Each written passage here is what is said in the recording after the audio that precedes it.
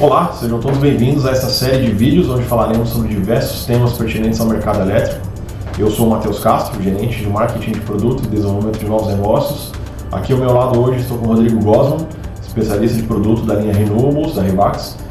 Este é o primeiro vídeo onde comentaremos as consequências após o apagão, como isso afetou a base de dados de modelagem da ONS e, consequentemente, o aumento dos curtailments por confiabilidade elétrica, e como a Revax está atuando no setor e poderá auxiliar os agentes de geração e fabricantes de equipamentos a atender essas novas exigências e providências solicitadas pela ONS, como a homologação de equipamentos PPC mais inversores de usinas.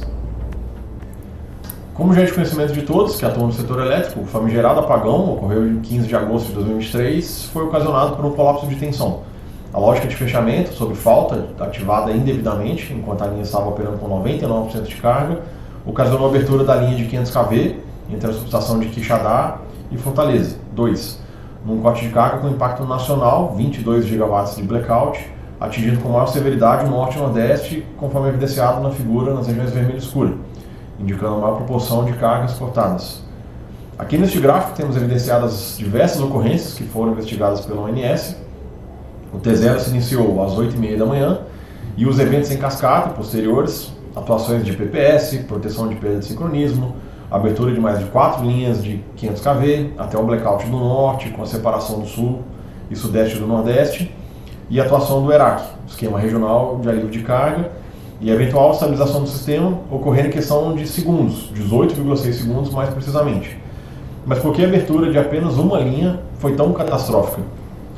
A questão é que isso não estava previsto. Olha só que figura interessante. Aqui você pode ver o resultado de uma simulação da ONS, e nessa simulação temos a reprodução da abertura de linha de Quixadá.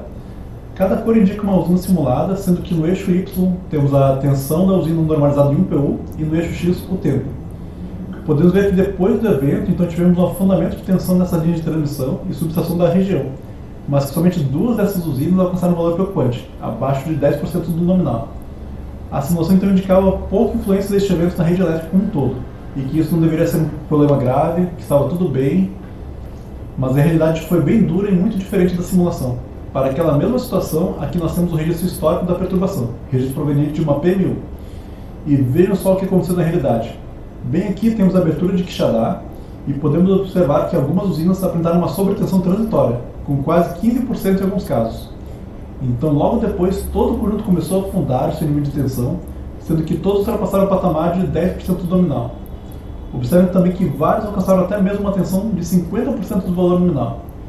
E se lembrarmos e compararmos com a figura anterior, então podemos perceber quão diferente está a simulação em relação à realidade. Ainda comparando a simulação com a realidade, aqui nós temos 4 casos comparativos de algumas usinas específicas da região. Em azul temos o resultado de simulação e em vermelho o respectivo resultado verificado em campo. À esquerda, a resposta da potência reativa e à direita, o da potência ativa. A expectativa é que em cada imagem as linhas ficassem próximas umas das outras, mas vejam só como ficou afastado em todas essas curvas. Além disso, vejam esses gráficos à esquerda. Vejo que a curva de simulação em azul está indicando valores de potência reativa muito superiores aos que de fato foram aportados pela usina, gerando uma expectativa de suporte de tensão que não se confirmaria na prática, fazendo com que a tensão real ficasse abaixo da tensão simulada.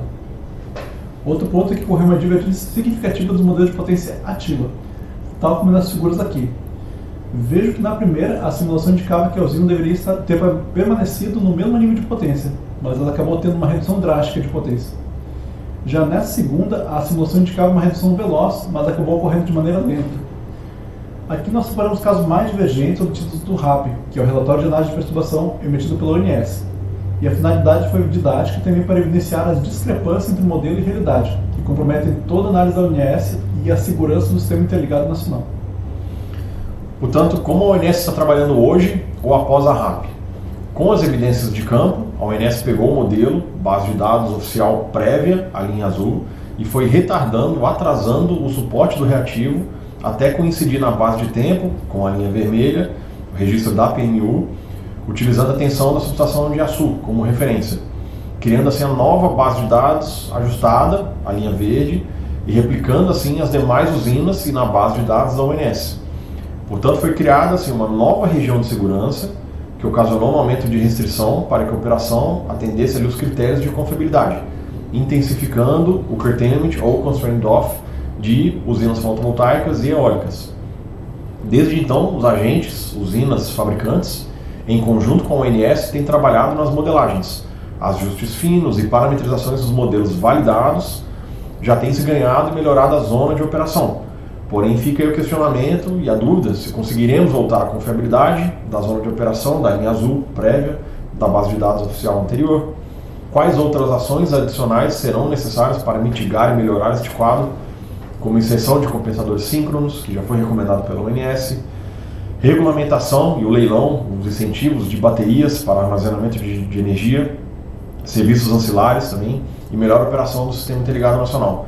Ampliação das linhas de transmissão e margem de escoamento ao redor, que poderiam aprimorar a zona de segurança e operação do SIM pela própria ONS, e qual o prazo, quantos anos levaria até todas essas ações estarem de fato implementadas. Além de outras questões sensíveis sendo discutidas, quem pagará a conta desses curtailments, caso eles ainda continuem a ocorrer, sejam necessários, e qual a sinalização, principalmente, que esta mensagem de curtailments passa para o mercado, que poderia eventualmente barrar os investimentos às novas plantas e usinas de geração. Então, a partir da constatação das discrepâncias entre os modelos dos equipamentos de geração versus o que foi evidenciado empiricamente, o ONS colocou alguns planos, algumas ações de mitigação aos agentes. Dentre essas ações, para estancar o sangramento, fechar a torneira, nenhuma usina está entrando em operação comercial sem um modelo validado desde 1º de janeiro deste ano, algo que não era um pré-requisito anteriormente, um dado de entrada necessário antes. E, para a resolução da base instalada, das usinas já em operação, a ONS está validando os modelos junto aos agentes e fabricantes através de uma execução em 2 etapas, também chamada de validação de 2 níveis. No nível 1 temos o equipamento real, seja uma máquina eólica, inversor ou PPC, onde realiza um ensaio controlado, seja em campo ou em laboratório. Assim nós obtemos os registros dos ensaios experimentais. Cria-se então um modelo de transitório eletromagnético, em qualquer plataforma compatível, seja PSK, DIG Silent, e se faz a modelagem da estrutura de controle do equipamento. Após isso, compara-se o registro do ensaio em campo com as saídas do modelo. E se as curvas casarem, então isso conclui a validação do nível 1, pois agora temos a cópia digital desse equipamento fidedigna e validada. Lembrando que aqui a validação é por família de equipamentos, não a cada usina ou por comissionamento. E também é importante mencionar que a ONS não definiu as diretrizes de teste, ou seja, o fabricante pode utilizar o que já havia sido testado e validado para outros operadores ou grid codes, por exemplo. Entendemos que aqui é onde a ONS está exigindo compromisso e comprometimento do fabricante de que o modelo eletromagnético representado ali contém as lógicas de proteção, controle e medições e está atualizado e realmente represente a realidade. E para o nível 2, tendo assim a confiança de um modelo EMT que foi modelado baseado em testes reais, de um equipamento real, em campo ou laboratório, é possível transcrever, criar outro modelo em Anatem agora, uma ferramenta de simulação de transitório eletromecânico diferente do PSCAD, por exemplo, que é uma ferramenta de transitório eletromagnético mais completa, com a representação de cada fase, e faça, assim, a simulação em Anatem e registro das curvas e modelos. Com os 2 relatórios, compare-se o registro entre as 2 ferramentas de simulação, EMT versus Anatem, tendo assim a validação nível 2. Aqui é importante mencionar que foram definidos os testes específicos pela ONS, quais ensaios, curvas deve-se fazer para avaliar se os 2 modelos são compatíveis. E assim tem-se a família de equipamentos devidamente validado, a solução completa, PPC mais inversor. Uma vez que você tem a validação do nível 1 e validação do nível 2, então você tem a validação de um conjunto de equipamentos que já está aprovado pela ONS. Ou seja, se utilizarmos os mesmos equipamentos e fabricantes, já certificados para outras plantas, não é necessário refazer a validação. A estrutura, a estratégia de controle é a mesma filosofia e assim validada. E este conjunto pode ser reutilizado para diversas finalidades. Exemplo, seja para ensaio de estudo pré-operacional ou mesmo para estudo após o comissionamento da usina.